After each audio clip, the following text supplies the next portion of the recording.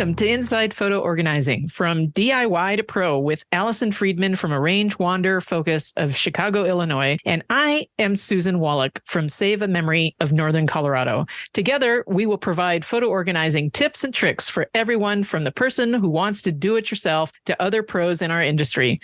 We'll discuss current software and hardware news about photo and digital asset management. We will be answering your questions, and we hope that as you learn more, you can complete your own photo organizing project and feel more confident to finally know, hey, I can find that special photo that I've been looking for.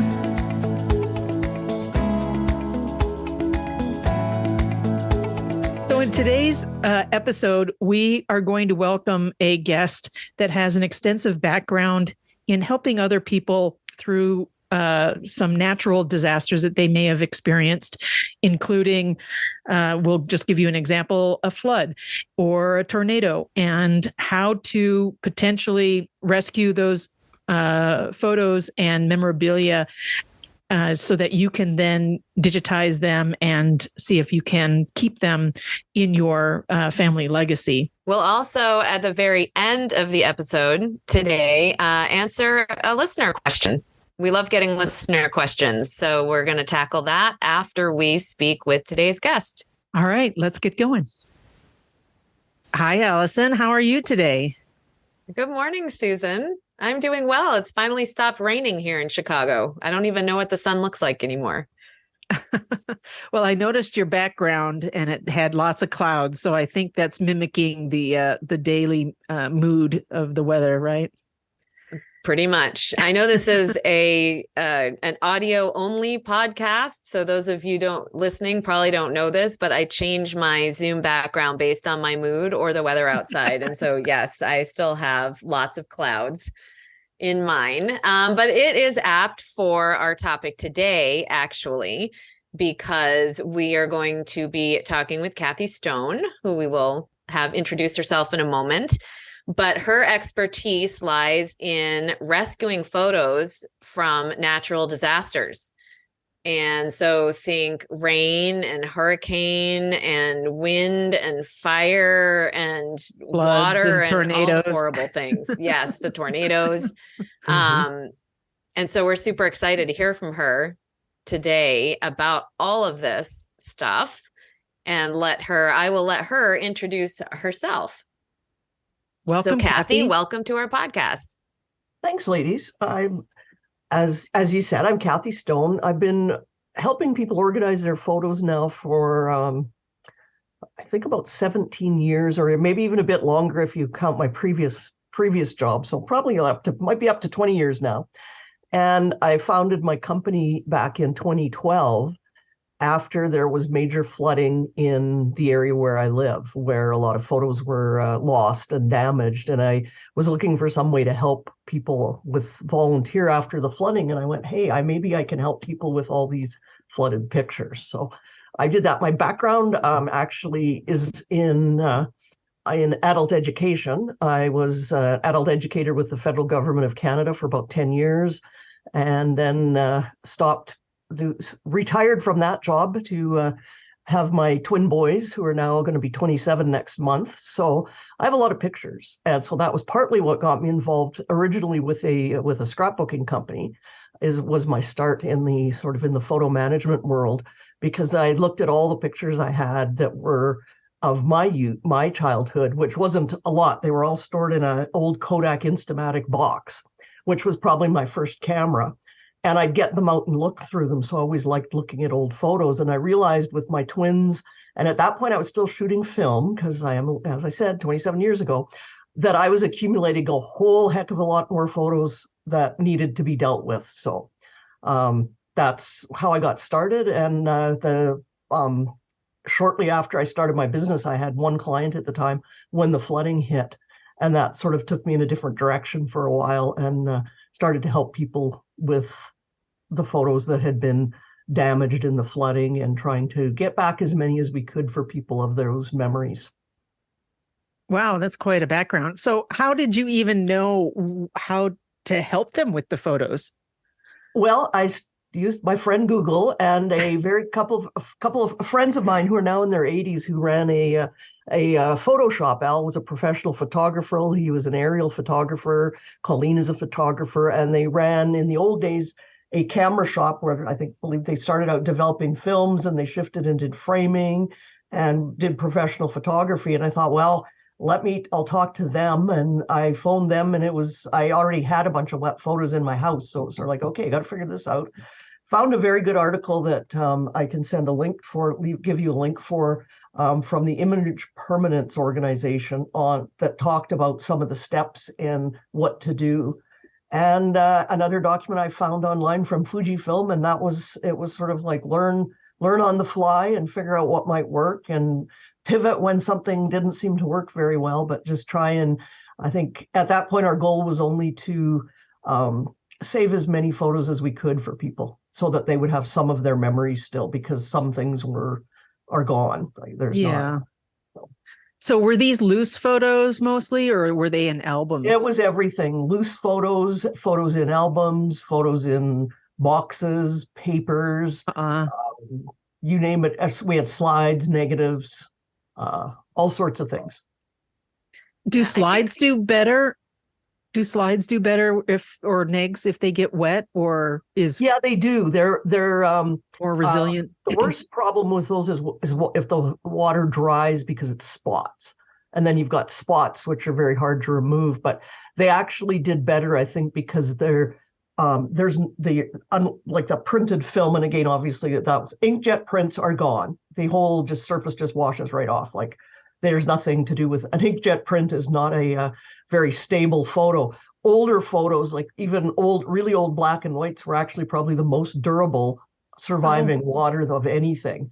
The emulsion on a print tends to, the longer it's wet, it tends to start to disintegrate. So it starts to separate into colored layers, and then that'll just wipes right up. Like when you go to try and get the big gob of mud off, that'll come right off. So, but that negatives and slides, provided there wasn't more of a spotting damage, they were actually gave better results to scan afterwards and digitize. So just another reason why people shouldn't throw away their negs and slides. I tell that to people, and they said, well, I was just cleaning things out to, not leave so much, for my kids. And so I didn't think we needed them. And I tell people, oh gosh, that's your best original. If you keep anything, keep the negs and the slides. I'm on that same page with you, Susan, is that it is the original. And to me, it's way easier to store all those negatives. I think we were going to talk a little bit about the state of my photos, but I'm currently scanning all my old negatives because, as I mentioned, when my children were born, I shot film for a good 10 years of their life. And I'm now having all the negatives digitized, not the prints, because you get a much better result. And if with a wet photo, if the photo was, poorly, because let's face it, when you're paying $3 for developing, sometimes it wasn't the best quality you weren't doing your own developing. If the print was, printed too light or printed too dark, then it gets damaged. It makes the editing really, really hard. Whereas if you're working with that original, you haven't introduced that other factor of the development process into the process. So just to back up. Yeah, I just want to back up a minute to something you said earlier, which is make sure people caught that the older photos, setting aside the prints, the negatives and slides for a moment, but it's the older photos that actually do survive so much better just with regular wear and tear than the 4x6 double and triple prints that you got from Walgreens in the 1980s or whenever that was big. Yep. We see that over and over and over again. The older the print, the actually better it survives over time, because like everything else, as we've gotten better with technology and all of that stuff, and things have gotten cheaper, so has the quality. And so that's often when people ask me, what should they save? I almost always suggest saving the older prints. And often the negatives, not always the slides. People don't always have room for those, but those 4x6 doubles and triples from Walgreens, I'm like, there's really no reason to save those in my opinion, once they are digitized, and because they're an original that's not great to begin with. If you have the negatives, that's a little different. But yeah.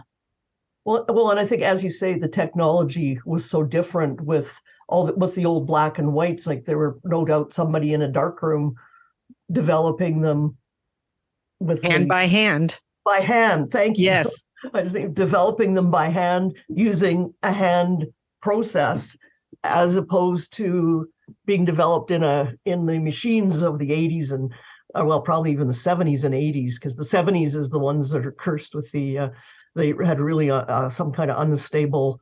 If anybody has a lot of photos from the 70s, they're all kind of turning brown and orange because it was an unstable developing process. Or magenta. Yes. Yeah. Magenta. That's the other one. Yeah. On that color spectrum, apparently somebody turned that setting way up too high, and all those brown, and they tend to keep getting darker and more distorted and are very hard to edit. So yeah, I think that's the older photos. And certainly I like to keep the very old, like the old black and whites and the old heritage photos, because I think they represent a different era in photography history too. That whereas, I might keep, you want to keep one or two of the 70s for posterity just to show how bad it was, but it's probably, you don't really need them all if you've digitized them. So yeah, as you're talking, I can imagine some of the photos I have, and they're exactly what you're telling me, in the 70s, brown and magenta. Yeah. So let's talk a bit about what we're talking about today, essentially, is rescuing photos from natural disasters. And what we're thinking of when we put this together and when we asked you to be on, Kathy, are things like tornadoes and floods and, these weather events. And this is, this talk is essentially what happens to those photos that were left behind.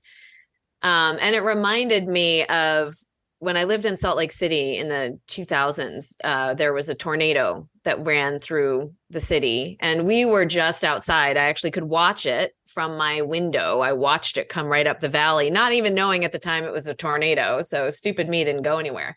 But I started to see all this stuff fall into our yard, and it was actually big pieces of roof from the Delta Center, which is where the Utah Jazz played. But in there at the time were also photos and papers and all sorts of other things. So if you are someone who, luckily escapes the natural disaster, but left your photos behind, do you have any recommendations for places they can look? Like, who might have picked those up, or organizations to help them find them? I think that's maybe something more unique to tornadoes, probably, where stuff is actually picked up and deposited that is still recognizable, that's what it is. And was founded after the Joplin tornadoes, if you remember that. So the Joplin tornadoes occurred just before all of our severe flooding, like the year before, the fall before we had all the flooding here. And I actually spoke on a panel with a gentleman named Thad Beeler, who is from the National Photo Disaster Rescue Center. And I'm going to send you the link so you can post it with the podcast. And they started looking you could also find it under the found photos of Joplin tornado. And they made a documentary about it. But that's actually, I think, one of the first efforts I'm aware of where someone set something up to try and find that, because there was so many of the photos that people were finding, all these photos in their yards and everything. And so they cleaned them and scanned them all and then hung them all up. And like, we're back in the 10, 15 years ago. So social media wasn't even what it was today. So I think they posted them and then had got the word out. Thad is a minister at a church. It actually was through the church in Joplin. And they got the word out that they had all these photos there. And an old company, which is now no longer in business, FlipPal, donated a whole bunch of, they made a little small scanner that would scan up to a 5x7, but you could put it on top of things and stitch them together. It had two sides to it. It was a neat little device, but they donated a whole bunch of them so that they could digitize them. And so then I think they started posting them online. I'm not aware of any other national wide one. They more tend to be local after a disaster has happened. And usually a group will start up in social media with a notice that, oh, you know, I'm looking for photos, or here's some photos, and they just post them all online. Are these yours? We found these in our yard. I think that's that was what I would do, is check social media. And usually it's under the name of the storm. The storm. Like yeah. There was a Hurricane Ian, and I've forgotten the name of the big hurricane that hit Houston and that area a few years ago.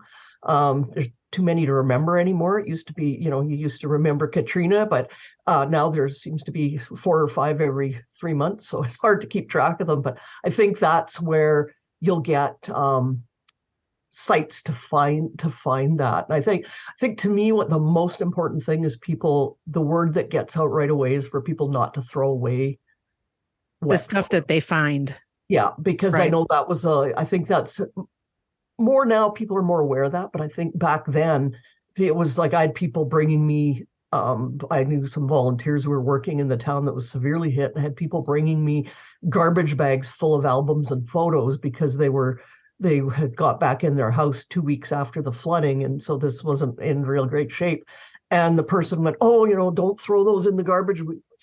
I know somebody that'll try and clean them up for you." So I think that's the most important thing, is that people don't throw them away, because that's sort of a part of the initial, partly an emotional thing, because the emotional trauma of these weather events is significant too. So, and wet photos can be rescued, right? Just because photos get soaking wet and stuck together, they can actually be rescued. And I know you have a lot of tips on that. So can you talk about, so let's set tornadoes aside for a moment and talk about flooding, which can ruin well more than photos, obviously. But if photos get stuck in extreme water and get stuck underwater for long periods of time, or start to get stuck together, are there ways? How can we rescue those? Well, the first thing is, if they're still wet, is to separate them and let them dry. A lot of times, and again, I'd say this with the realization that in the middle of a natural disaster, it's like, oh, well, let me stop trying to clean, you know, trying to get all the spoiled food out of my fridge and bailing water out of the basement, and lay all my photos out somewhere. So it's often like volunteer organizations who take on that task. So you need a lot of space to lay things out. But if they're wet, don't let them dry in stacks. If you can't dry them out at the time, freeze them, because it does a couple things. One, it stops them, because you get a layer of almost like frost between them because they're wet. It stops them from sticking together, because a stack of wet photos, when it dries, sticks together like glue because of the emulsion starting to, you know, if you get a photo wet, it gets a little sticky and tacky. Right. So in a big stack, they all stick together. So freezing them actually does that, and it also halts the progress of mold, because this is my other word I like to get out, is that you're not dealing with a clean product. If you have a flood in your basement, like a water pipe breaks, then that's a whole different thing. But if you're dealing with a natural disaster, it isn't just water that got on your photos. It's whatever else got, like in a flood, there's all sorts of contaminants, organic, everything else, and icky stuff.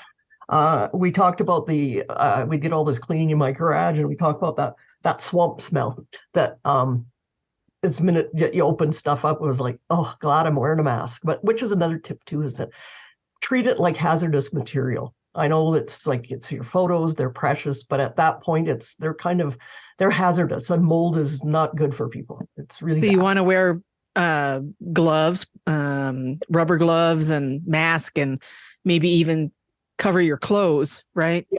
Yeah. We either wore clothes that these are old clothes. They have now become my flood cleaning clothes. And after a while, I just got Tyvek suits because it was easier than getting rid of all your clothes, and masks. And I switched to actually a full face respirator. Wow. Because the older, one of the issues with the stuff I dealt with, like the mold starts to grow in about 24 hours. And even though, and freezing halts its development, it doesn't kill it. So it just goes dormant. And so when you open them up again, it starts to grow again. And if it dries, it becomes airborne, looking for a damp place to start to grow again. And unfortunately, our lungs are a nice incubator for it. So it's really important to not, and be wary of where you clean them. Like I said, we did mine in my garage. I wouldn't have brought them into the house. So that's a great point too. They're still wet. Ones that have stuck together, you don't really need to do, you're kind of at the point where there's not a lot to do immediately until you're ready to clean them. The ones stuck together, you can freeze them and see if that will put enough moisture back in them to peel them apart once you thaw them out. Or if they're really stuck, this sounds counterintuitive, but you soak them in water again. So the process I used for that is I would always take a scan. I took a phone scan. I wasn't putting that in my scanners of the top photo just in case it got wrecked. So you're trying to save as much as you can. And then I would throw the whole stack into water. The recommendation was to soak for 20 minutes. Some things I've had to soak for like overnight before you can finally get them apart. But it starts the process of then you can gently peel the stack apart. And generally they peel fairly. It's funny because the emulsion isn't as often peeled off as the backing of the photo. And at some point I thought, well, I don't even care. If the backing sticks to the next picture, I can get that wet enough to rub that piece of paper off. And if I rip the backing off a picture, I still have the image. So when you're rescuing the mouse and you're not really, I've had people contact me and say, well, I'm going to get my pictures back the way they were. And I'm like, no, you're not. We're going to digitize them because they're going to look like any other piece of paper that got wet. They're going to be curled. They're going to get wrinkles in them. And so when we dried them face up because obviously don't want to lay a wet photo face down on a piece of paper, and then had to turn them face down once dry and flatten them because they immediately curl, because the natural tendency is to curl up for a photo. So, but it's a lengthy process, but I think the results were very good. I know the people that at that point, if you get any of your memories back, is better than nothing. Exactly. Yeah. So when you were putting them in the freezer, these are the wet photos that you can't deal with right away because you're trying to, get the water out of your basement and your house. How do you put them in like a Ziploc bag? Do you lay them on, say, a cookie sheet and stick that in the freezer? Like, I mean, let's think realistically. Most of us have a small freezer attached to a fridge, either top or bottom. Mm-hmm. And so I'm just thinking through about the other things that are in my freezer. Like, literally, what are the steps there? Like, I've got this now big box of photos that are soaking wet. And I've got maybe 15 minutes to spend on this before I have to actually rescue the other things in my house. How, practically speaking, how do you actually do that? What we did was with the first batch, we would separate the wet ones and put a piece of wax paper between them. And then because I am a photo organizer, we labeled all the batches so that we knew, like, if we took stuff out of albums, I'd take a photo of the album cover before we threw it away because it was drenched and moldy and everything else. And then we try and layer wax paper between them. If it was the album pages with a page protector, we just didn't bother.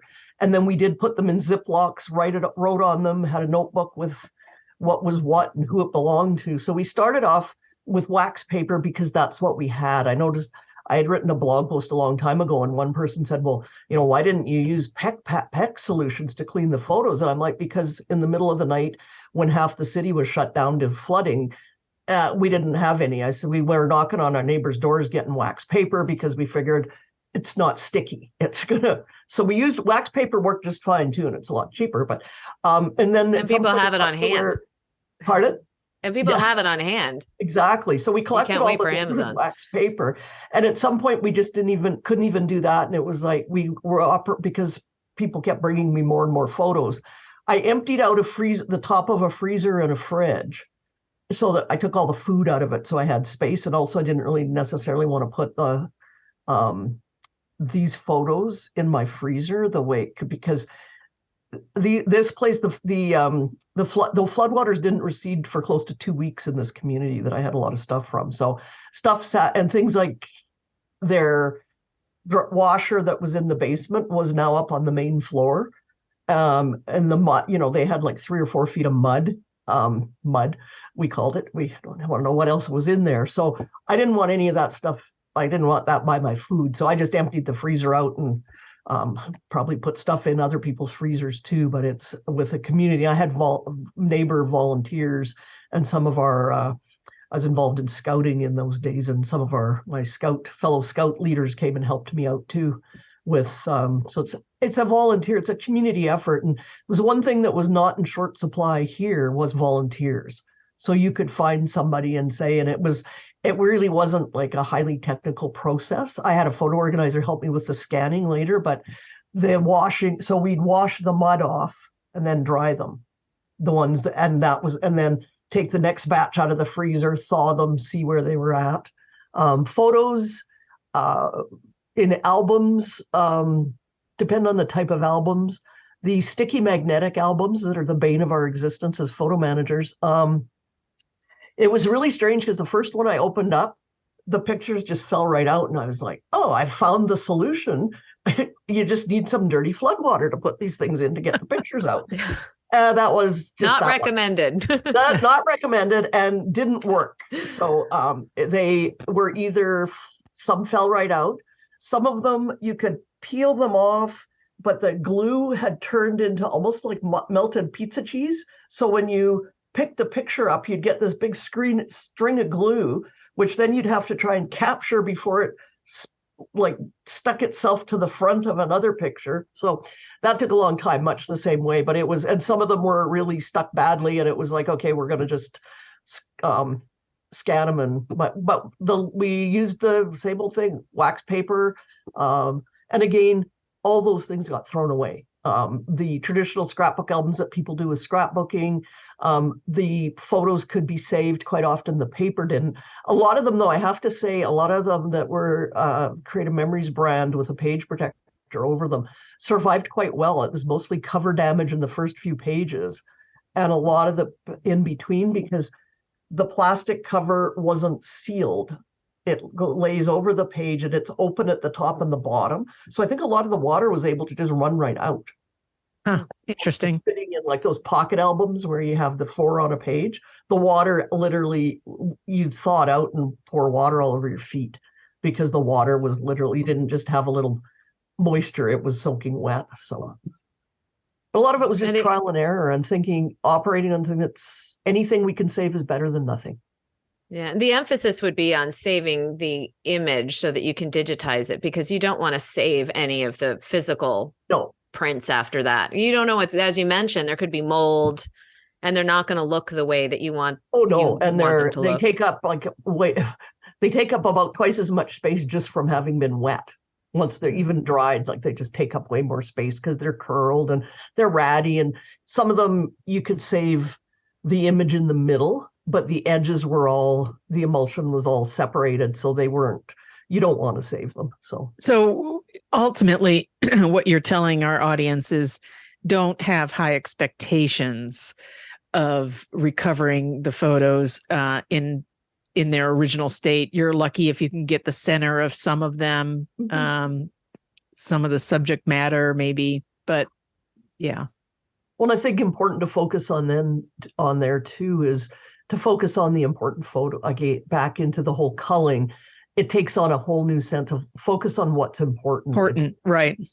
Like the scenery photos, because it's a time-consuming process. So you may be that's a point where you go, you know what? I've just got to give up the 6,000 photos I took of the Bouchard Gardens. Right. I do love the Bouchard Gardens. I probably have 6,000 photos from there. I've seen an awful lot of people's pictures of Bouchard Gardens. So, and it's gorgeous, but I use that as my example that if the people are in them, then save the ones that have the people in them. Yes. don't, because again, this is a worst case scenario as opposed to, or maybe for me, it's called the best case scenario because you got stuff back that you were going to throw in the garbage. So, right. So preemptively, if we were to suggest to people, what's the best way to store your photos to, just in your home in general, to give them the best ability to survive something if you're not at home and say your basement floods or disaster strikes, how do you recommend people store their photos? Not in their basement. And basements are bad for a number of reasons. It depends. Like I have a fully finished basement in my house, and I don't live in an area prone to flood in the basement, so it would be pipes bursting. But if you're in an area where the basements flood, just for any old reason, I wouldn't store them in my basement. If your basement isn't temperature controlled like mine, your photos like to live where you do. So in my basement, it's temperature controlled. It's finished. It's not, it's not a dirt basement or anything. So it sort of depends on the conditions, but the photos, they're better off where you are. I'm fortunate where I live because humidity is not normally an issue here.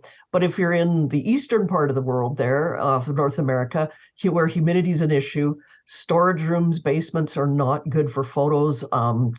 I recovered a bunch of my mother-in-law's photos that were put in her storage unit when she moved, and they had been in her living room, and a whole bunch of them molded in the storage unit just because of the humidity. So humidity is not good. I think it's important to think about, a lot of people were shocked and they say, well, put them in a Rubbermaid. Sorry, I used a brand name there, but put them in a plastic storage container. Most of those aren't waterproof. They're water resistant to the top of the lid.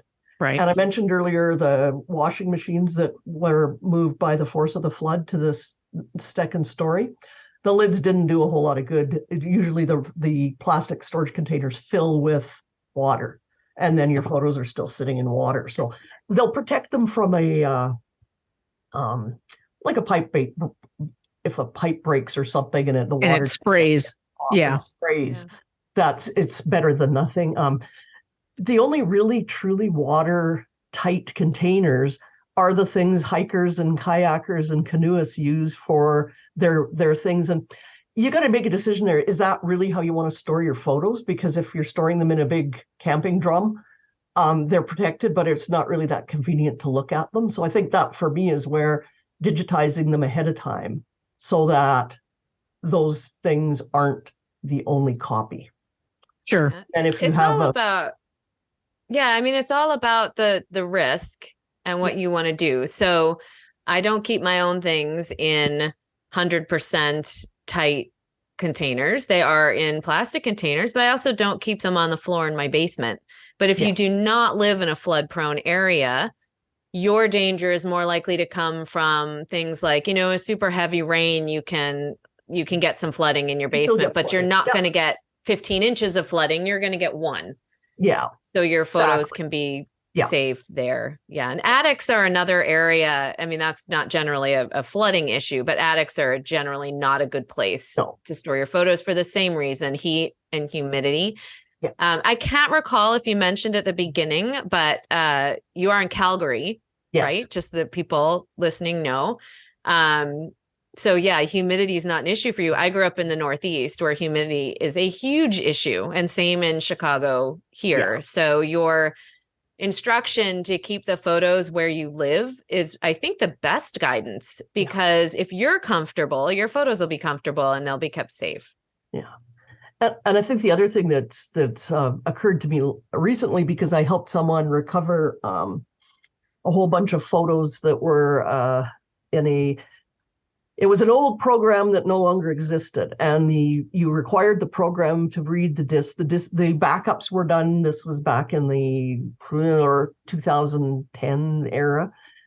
You backed up your photos to CDs, which were like it's an old-fashioned thing for people who are younger. It's that we don't use anymore. But you needed the program to read them. It wasn't just like a backup where we say, where you had an external hard drive and had all your photos on it. You needed the program to read it. So a client of mine had used the program for years, had backed up both of her, all of her kids' baby pictures were all backed up on these discs. And then she switched over, this PC program, switched to Apple, and she had got everything out of it before, when she made the switch, and had it all. She had a backup drive, just like we recommend, the store in two places. She had a backup drive for her Mac, and she had them all on her Mac and was working on them. And this poor woman had survived the flooding and where south of us. Somebody broke into her house, took her computer and all of her external hard drives, which is something we never think about, because we think about other natural disasters and we worry about fire, and that would be the same case with a fire. So about 3-4 years later, it was just about a year ago, she contacted me and she said, I found all those backup CDs in a box we hadn't unpacked. And so I was able to recover, I think I recovered like 30,000 photos off of her. Oh, that's wonderful. Off her backups. And she had scrapbooked them in a traditional scrapbook. So she had a print, but these were all digital photos that she'd lost the digital part of it. So, right. So that's, I think, why as much as there's the discussion and privacy becomes more important to us in this era, where I kind of like a cloud backup too. Well, It goes to keeping one, and we've talked about this, I probably on every episode, I'm guessing, and probably will on every episode moving forward. But the idea is to always have a full copy somewhere else, just not with, everything should not be kept together. And that extra copy can be in the cloud. And if you're not comfortable with that cloud, that extra copy could be on an external drive that you keep in your office or at the bank or with a friend or family, just not where you are. And that's the key, so that if a flood takes your house or somebody comes in and burglarizes you still have it. Yeah. You have it somewhere, right? And you know, when you look at cloud storage too, there's the cloud storage that goes along with the photo libraries. So whether it's Apple cloud storage or it's Google cloud storage or it's Amazon, but there are also other companies that do cloud backup, and they have different terms of service, and I think also can provide you with a little bit more privacy than some of those other companies do when they are also your photo library provider. So think about doing that, because if you do, whether it's Carbonite or iDrive or Backblaze, any of those types of online backup companies, they can also back up the rest of your data on your computer. So if you've got a business, it could be your QuickBooks, could be your documents, your music. To a lot of people, music's just as important as photos. So yes. Yeah, well, and there's also others. Peace of mind from that. Like I use a backup that backs up an automatic backup. It backs up everything. It's not just my photos, but absolutely exactly. Everything. I can't go in there and say, oh, I'd like to find this picture from 1976, but it's a peace of mind that everything is backed up. All my business, all my personal stuff. Exactly. Is all, and it's being done automatically. I don't have to remember to do it. So I think that peace of mind to me is worth potential risk of it being hacked. So yes. Yeah, and there's others too. So you're talking automatics. I use automatics, but I also use, there's also Dropbox or pCloud or others where you can take the things that are just most important and stick them in a safer cloud place where you can actually access it and find immediately that photo from 1973. But what you said is really important too. We focus this show on photo organizing, obviously, because that's what Susan and I and you, Kathy, do. But this actually holds true for all important documents. Mm-hmm. Every important document should be handled the same way with a copy offsite. But that does take us a little bit afield. So getting us back to saving photos from disaster. Let's see. I'm looking. We send Kathy a list of questions like we do all of our guests. We've been talking mostly about print and digital, or a little bit about digital. I did want to make sure we covered that. Like, one of the things people can do, I think, is if you do have your photos digitized and you live in an area or you know that there is a natural disaster coming, it's super easy if they're already digitized to be able to just grab a little external hard drive. Yeah. Right? I mean, I almost think you might want to put one of those in a disaster kit if it's something that's important to you, because they're tiny now. You can get a 2 terabyte drive that's like smaller than your hand. So one of the things you could do probably is, start thinking about getting that collection digitized so that you can keep it in the cloud or on a little drive that you could grab on your way out the door. That's a really important point, Allison, because we had a lot of fires in here in Western Canada. Not precisely, not where I am, but nearby. We certainly experienced the smoke from them. But I do know personally people who were evacuated for fires at various points. And a lot of people think, well, I've got all my photos and all my albums and boxes. I'll be able to just, I even know some people have built special shelves for their photo albums with handles so they can grab them if they have to get out of the house in the case of a fire. The unfortunate part is one of the people that I knew who ended up leaving, she grabbed her both kids' baby books and her wedding album and left all the rest. And she's been scrapbooking for like 20 years.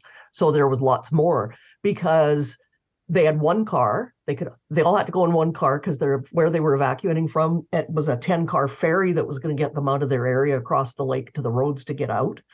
And it had taken them, they were moving, taken them she said, took us like 40 minutes to unload all the boxes of albums into the house when we first put them all in that place.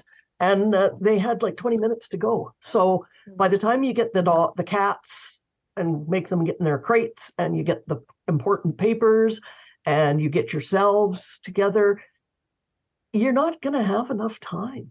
And I think that was, especially with fire, because floods, and I think part of it too is like, the better safe than sorry. If you're in an area and they say, well, the hurricane, I would be of the mind that I would get my photos somewhere else.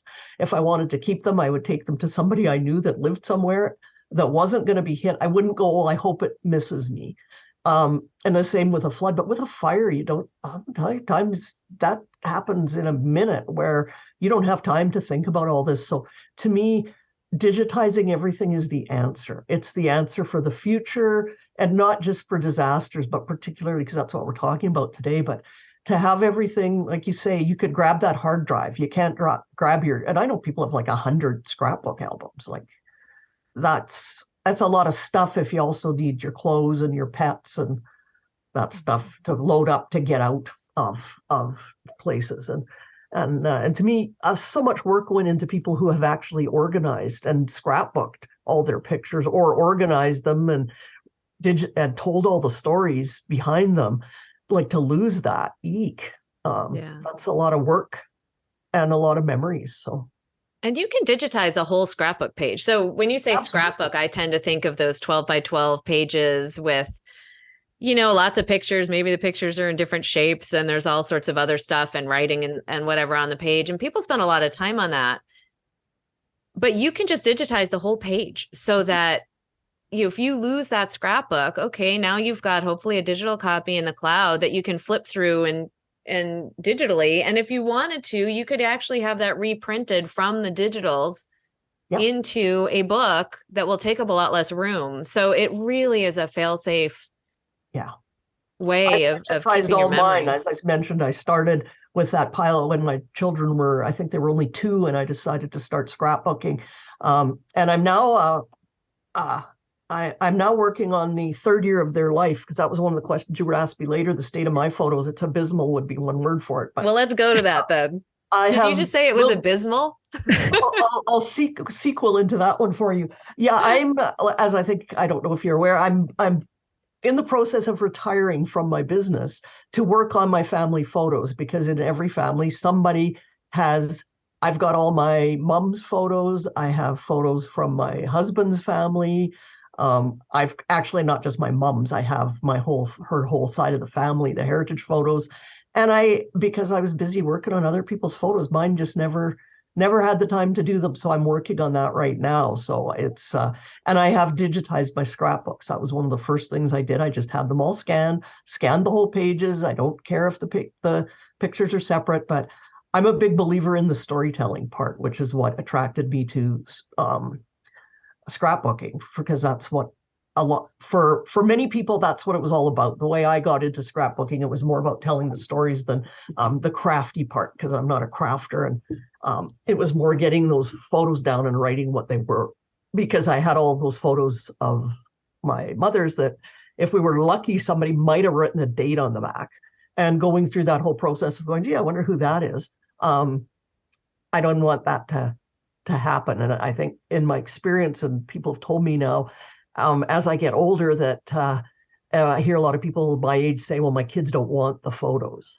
And I've had it expressed to me by a person who's not a whole lot younger than me, but is very much lives minimalist, lives in the digital world. And he doesn't want the whole big mess that fills up a room and a half at his grandparents' house.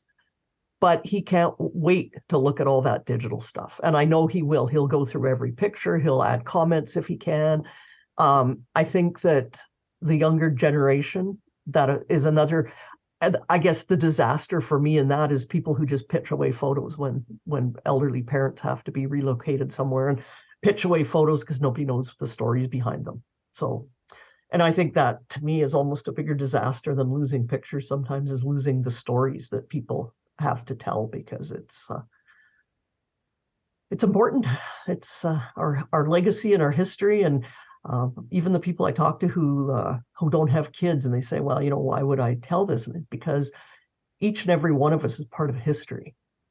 And I think we may be more aware of that now after living through a pandemic, a global pandemic, that will be something that in the future will be talked about, much like the plague or anything else that was affected, or the wars. And I want to hear those stories. So everybody's got connections, whether they have kids or not. Exactly. Doesn't matter. Everybody has connections to other people. And you have a history, no matter what you'd like to say, well, who cares about what I did? And it's like, well, you have a history, you have a life history. Like even Susan, you mentioned you lived in Maui, in Lahaina. That's a history that is now connected to modern events. Exactly. You have memories of having been there. Exactly. Yeah. And, and I'm single. I am not married. I have no children. However, I do have a brother. One has passed, but I do have one brother that's he and his family, and I have a nephew that lives here in town. So, and he has a little girl, so my great niece. Mm-hmm. So she's the future of our family, and I've got my parents' photo albums that I'm digitizing, and I'm also digitizing a lot of movies. We took a lot of VHS movies and mini DV movies back in the day, so I'm digitizing those as well, saving those for my nephews and my great niece now. And those will survive getting wet a lot better once they're digitized. Yes. I never actually encountered anybody. I feel like probably people just threw all the videos away. I'm pretty sure video VHS and mini DVDs do not tolerate water well. I do know there are some people who might be able to clean them, but I think it probably is similar to, and I'm kind of guessing here, the negatives actually, is if you can get them before they dry, there are people who can clean them off. Yeah. I mean, it's just the same kind of film. Yeah. Kind of. I shouldn't talk too long about that. I really don't know. I'm making this up at the moment because I do a lot of video conversion, but I've not had people bring me wet videos or fired videos or anything like that. Yeah, I've never encountered them, so I just am imagining that they're not that. I think the other thing to consider when people look at, well, it's going to cost me a lot of money to get my photos digitized, and to digitize all those things, it's not cheap. I am pretty sure it would take a lot longer to recover a soaking wet VHS tape and digitize it than to digitize it before it gets soaking wet. And again, we've been talking about, storage. that little hard drive, even if you want all those things, movies on a hard drive, takes up a whole lot less space than a whole cabinets full of videos, DVD tapes. Yeah. tapes and things. So, and Yeah. I think we're also losing the capability of I had Transferring. our movies that were done with a camera, Sony back, well, would have been when my kids were born in 1996, that era. And I probably could take it somewhere and get it fixed. But when I was trying to preview the tapes, it worked for a bit and then it just stopped. It's not happy camper. So the equipment to look at even look at them is essentially like a lot of people come to me and they say, can you get my stuff off this DVD? Because I don't have DVD drives in my computer anymore. So with the technology advancing, it's going to cost you way more in the future to do any of this than it does to do it now. And to me, it's a solid investment in that, and peace of mind. I think just to know that isn't the only copy of everything. And you can clean them out first, do it in stages. Yeah. Digitize the people pictures and then, set the landscapes aside. Yeah. Okay. We are getting close to the end here. So here's my favorite question for all guests. What is the strangest photo in your collection? Oh, I thought about that one for a long time and I don't really, oh, you must have something. Well, it might be the picture I took. I was cleaning out a drawer the other day and I found a set of headphones from the headphones you used to hand out on an airline from a now defunct airline that's gone bankrupt, sealed in their original thing that for some reason I kept in my drawer. So I have a picture of that I just took a day ago. So that's kind of weird. Boy, that's a tough question. I'm gonna use one of my clients' photos, and I have permission. I'm not gonna say their names or anything, but as I was organizing their collection, which is my thing, is the stories, I found an envelope. They had not just photos, they had everything. So I was opening up an envelope. It was an envelope addressed to my client, and it said from Surrey. And there's a Surrey in British Columbia, just east of us. But this family, up until that point where I'd gone through like four decades of photos, had never had any connection, had never been in that. They were in the US for a long time. That was the roots. They were here. And I'm like, oh no, now what? Like, what is this going to be? So, and I didn't totally look at the postage mark. Surrey hit me, I think, BC. So I open it up and it's a letter to my client saying, thank you so much for the birthday greetings. It was interesting to learn that we were born that we have share the same birthday. And it was signed by Sir Winston Churchill. So, oh, wow. That's not really weird, but that I think might rank as my coolest thing I ever found because I was a big Churchill fan. So I figured out it was from Surrey, England, and he was long retired from being the Prime Minister of England. But my client, because it's her personality that she would write to the former Prime Minister of the United Kingdom to point out they were both born on the same day, not even the same year, just the same day, and to wish him happy birthday.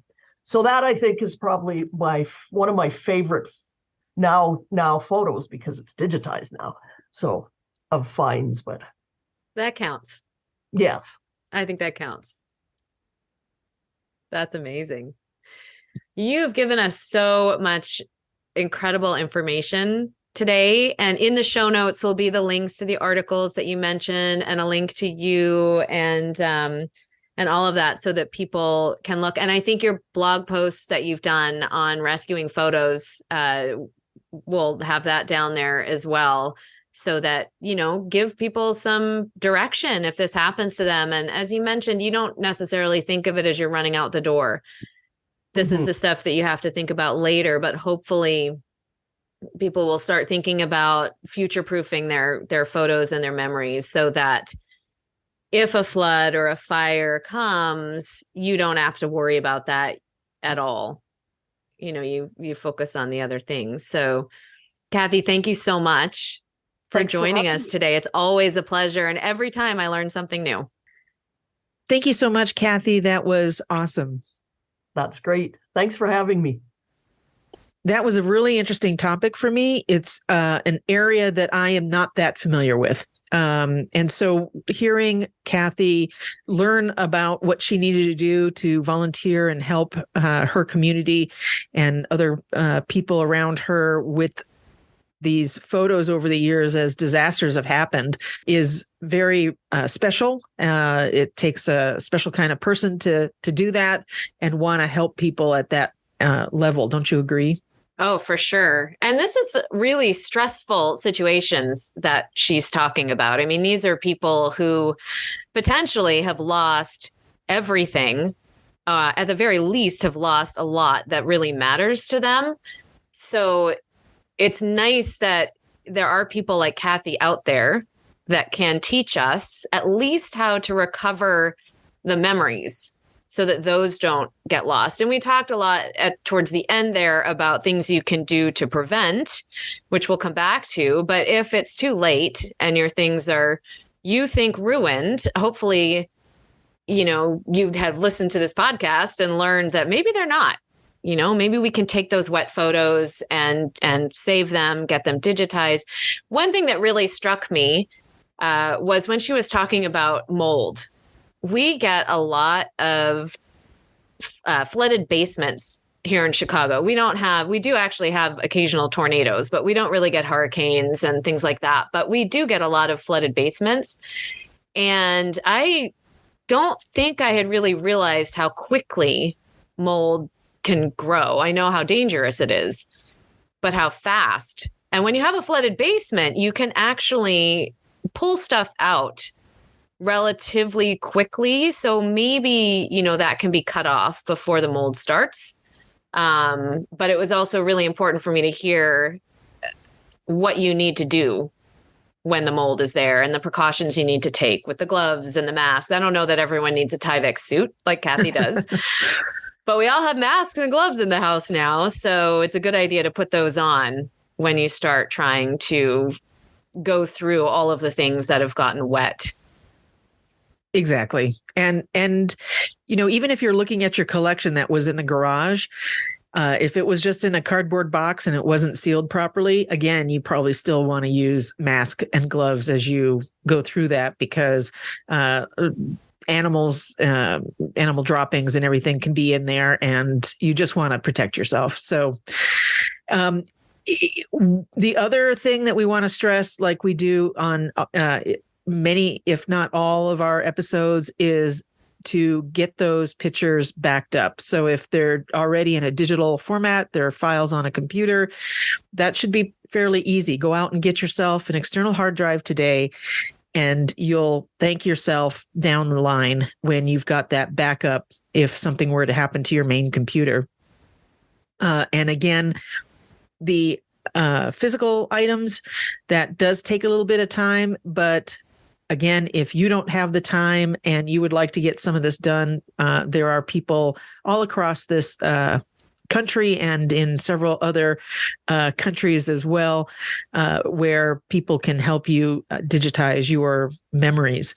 So get those done so you can enjoy them. I have a client right now that has just been over the moon with seeing her images of her daughter growing up and helping to caption those so that when she gives this collection to her daughter will know, oh, that was the trip to Amsterdam or whatever. So get those files, the prints and everything backed up so that you too can enjoy your memories.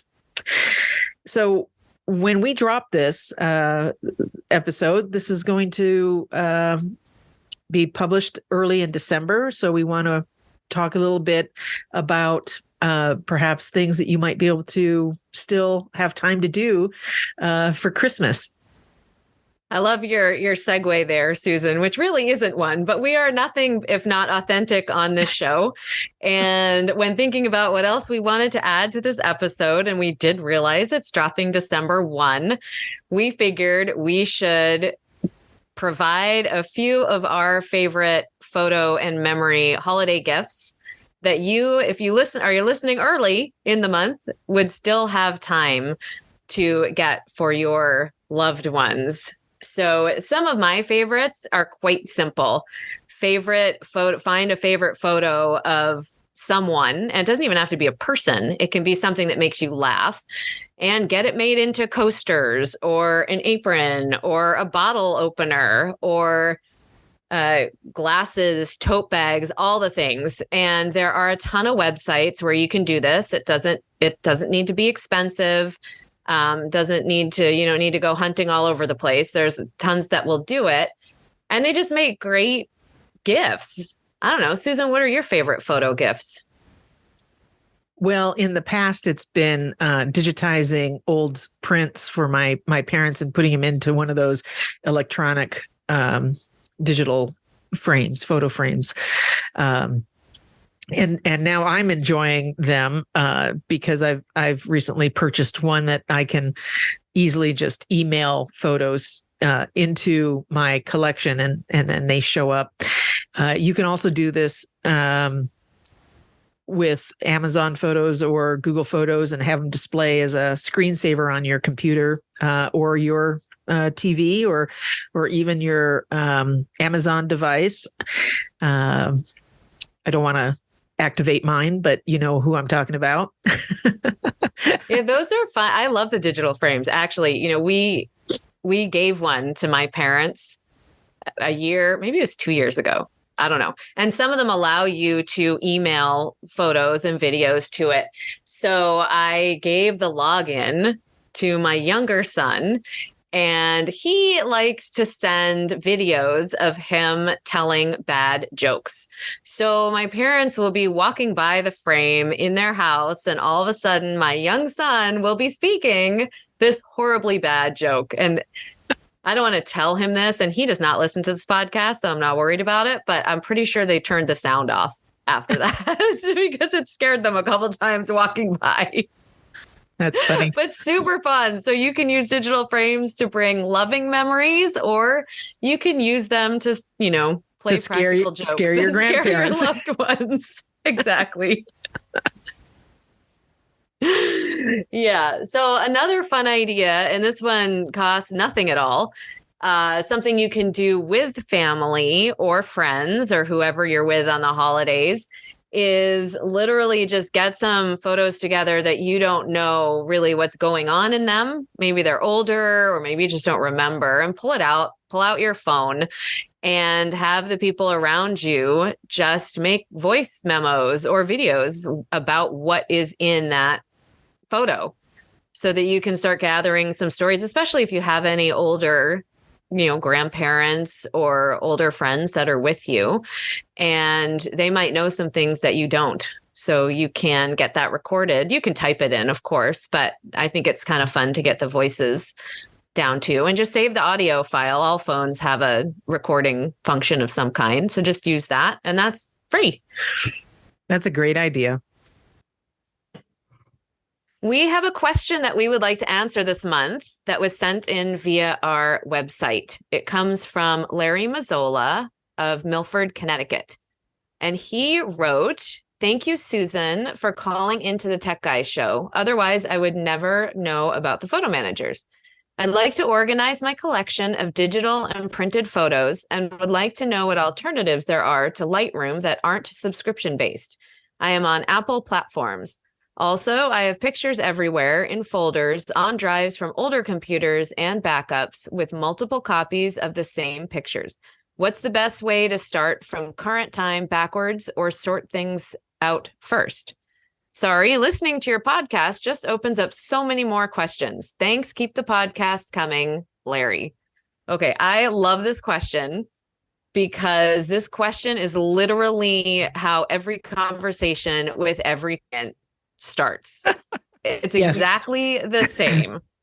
And it's huge, and that's what we're here for. And I also love the fact that Larry is now thinking about it after listening to our podcast.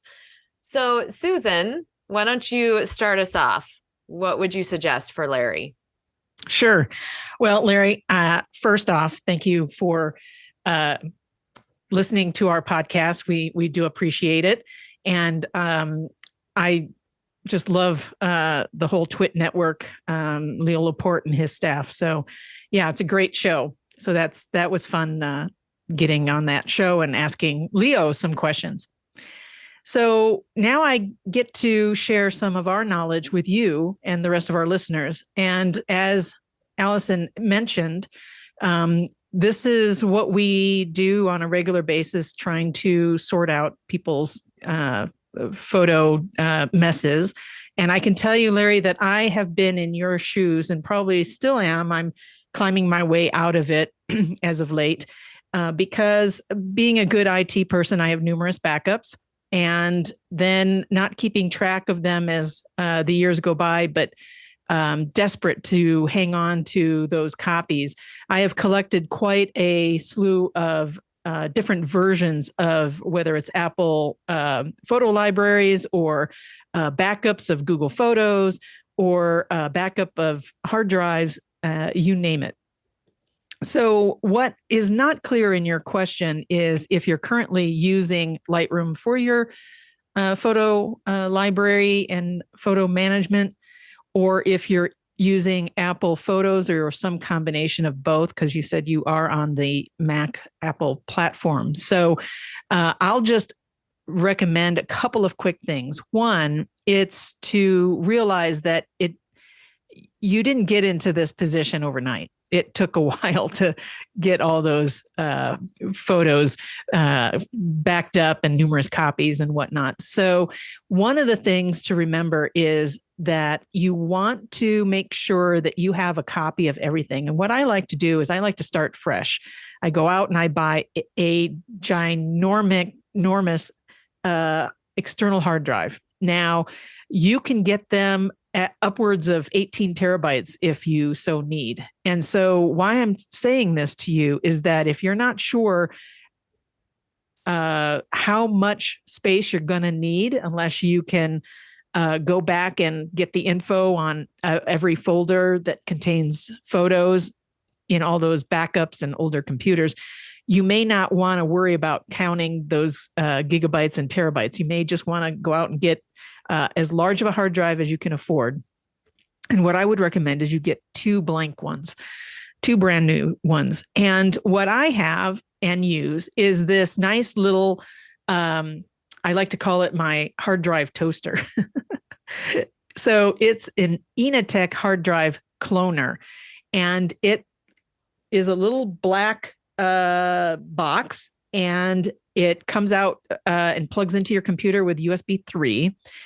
This particular model supports 2 hard drives, and it will support either the 2.5 or 3.5, and also SSDs. And so I can put those easily into that little device and connect it to my computer. And now I've got 2 external hard drives that are quite large. And then I would use one of them as a backup to the other. So the first one you're going to do is you're going to create your photo hub. And that is taking copies from all these different locations that you just mentioned. And do not rename the folders. Try and be descriptive as to where they're coming from. So if it's coming from an old Apple 2012 MacBook Pro, I would put that information in the as the folder before I start loading all my content.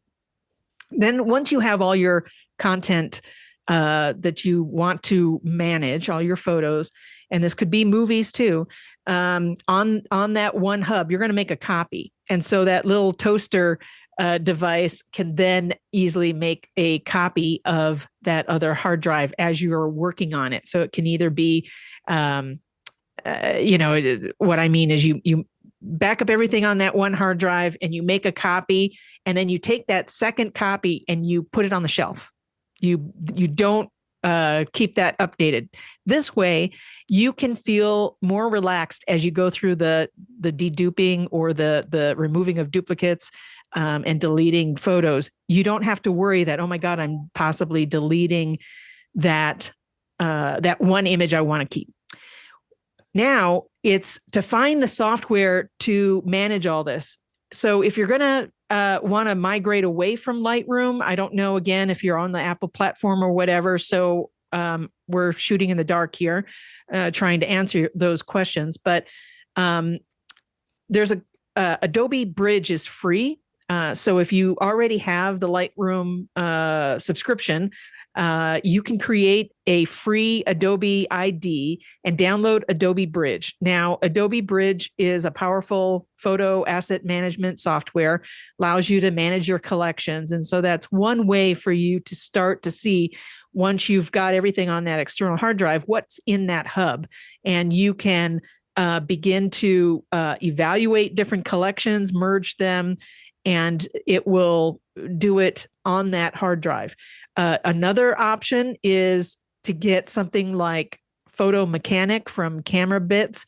It is a one-time purchase. They are unfortunately transitioning next year to a subscription-based model in May of 2024, their website says. Right now, these softwares are on sale, but when this podcast drops, of course, it's going to be in December, and Black Friday will have passed. But you can still purchase a one-time license. Now, it will only receive security updates, but no product updates. Because, we have to be honest, Larry, a lot of companies are moving to the subscription-based model so that their product can be more sustainable moving forward and keep up with technology. So the other thing is, if you need to get photos out of an Apple library, there's numerous products that can do that. One of the ones that I've been looking at is called Avalanche, and you can convert multiple different types of photo libraries, whether it's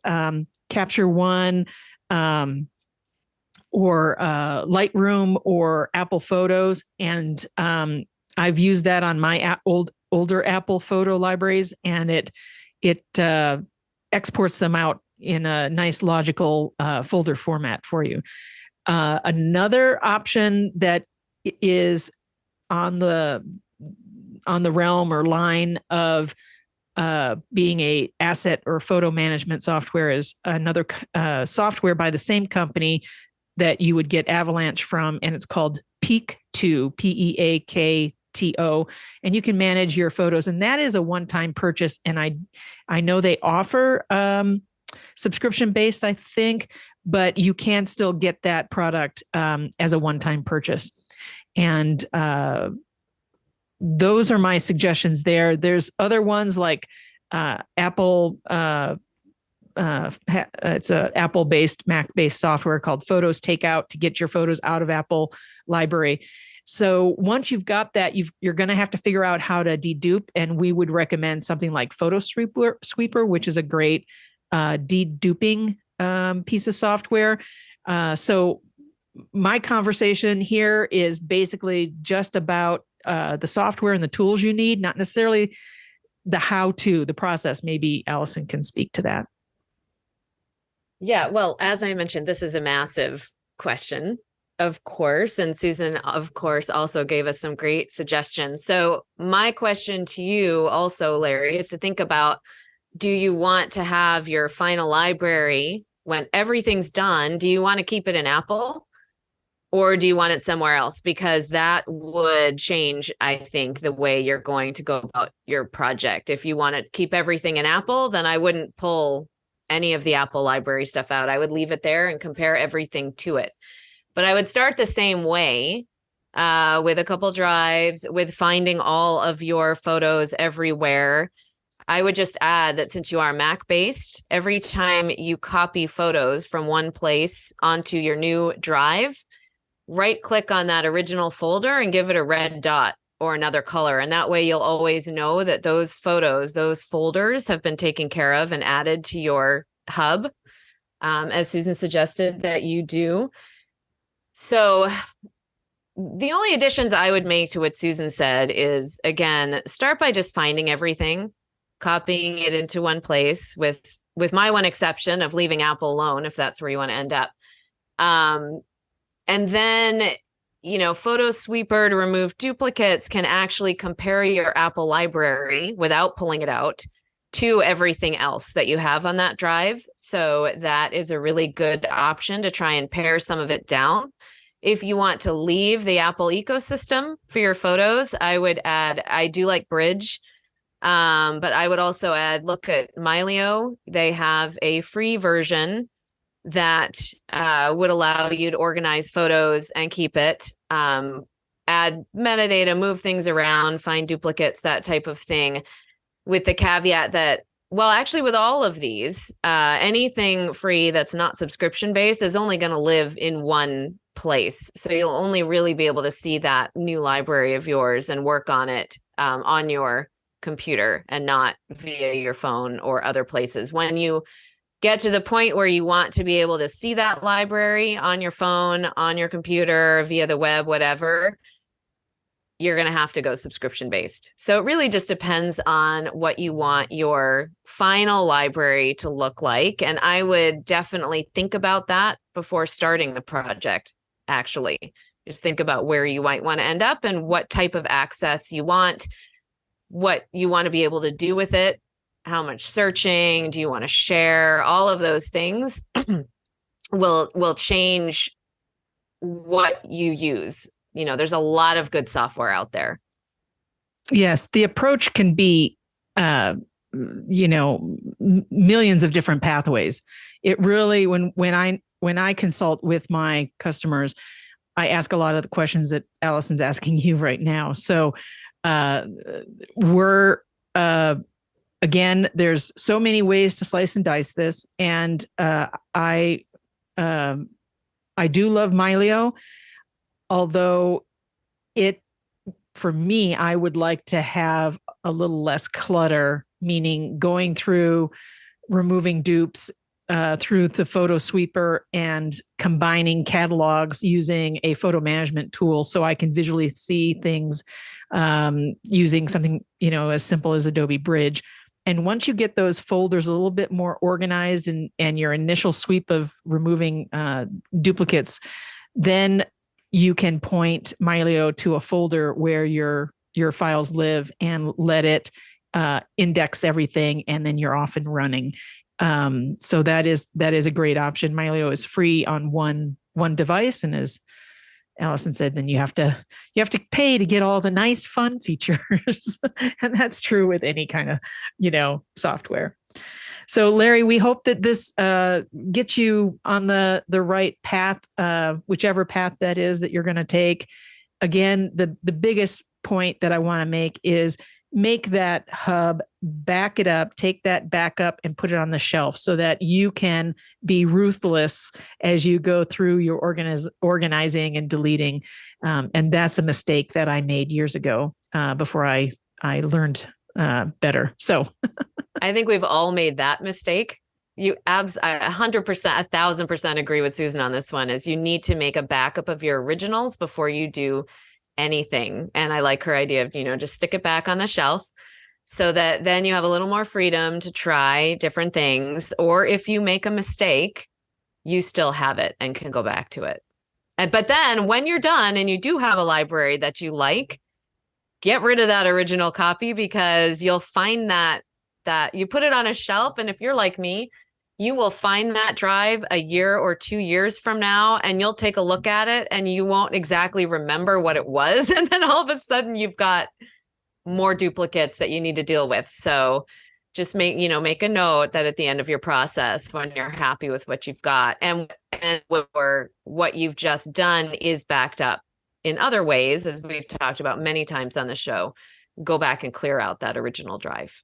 Right. And one thing that someone's recommended to me, because hard drives don't last, when you get these new hard drives, take a Sharpie and write the date on them when you purchase them. I have not been very good at doing that myself, but I want, now that I know, I want to share that information, because hard drives, again, can have a read-write life of only so many cycles. That's what the tech term is.